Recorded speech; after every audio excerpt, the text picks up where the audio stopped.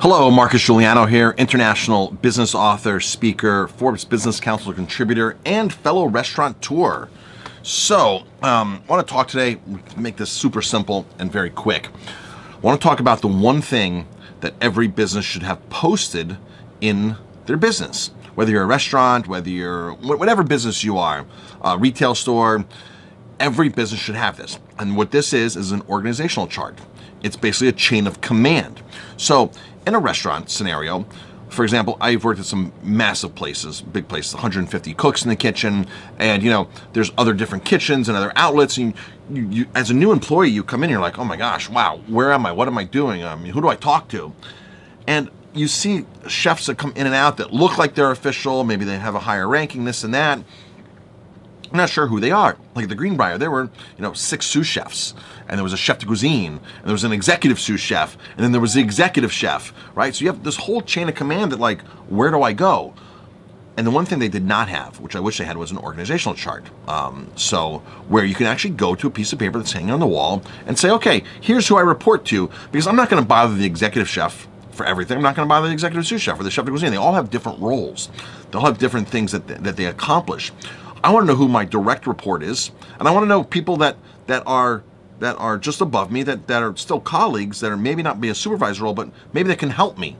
Say, hey, where do I go for this? What do I do for this? Hey, you've been here. An organizational chart solves this problem. It helps new employees know, or just be able to talk to people and get good information. One thing that I do on my organizational chart is I have in my restaurant chain of command is I have people who actually have keys to the restaurant. They're called key employees, which means they can actually open the door and lock the door. So now an employee knows, hey, this is a key employee. They can actually lock the building up at night, or they can open up the building, right?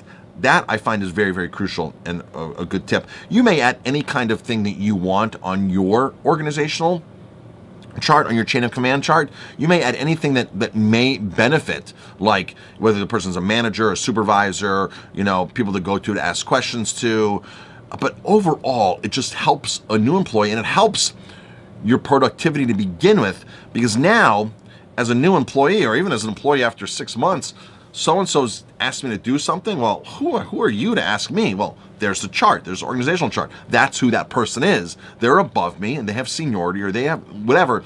That's who they are. I know who they are because they're above me, and yeah, I should be listening to them. Possibly should be listening to them based on how their organizational chart is broken out.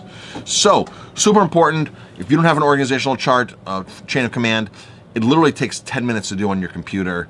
Go in a Word document, draw people's names. You don't need to do boxes or anything. You could do boxes. Just do some people's names, lines, and descriptions of what their job title is and their official brief job duty, like 1 or 2 sentences of what they're actually in charge of and who should report. Now, in a restaurant, you have the owner, the president, the CEO, whatever, the founder, the owner. Then you can break off into the dining room one leg and into the kitchen one leg. So dining room manager, executive chef, sous chef, line cooks, prep cooks, dishwashers, and the same side for, on the other side for the restaurant side, dining room manager, captain, wine captain, wine sommelier, floor manager, lead server, head server, senior server, whatever you want to do, and break it down to what you decide everybody's job title is, and a brief description of what they're responsible for and who they report to.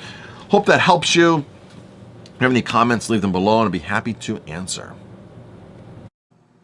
Hey, Marcus Guiliano here.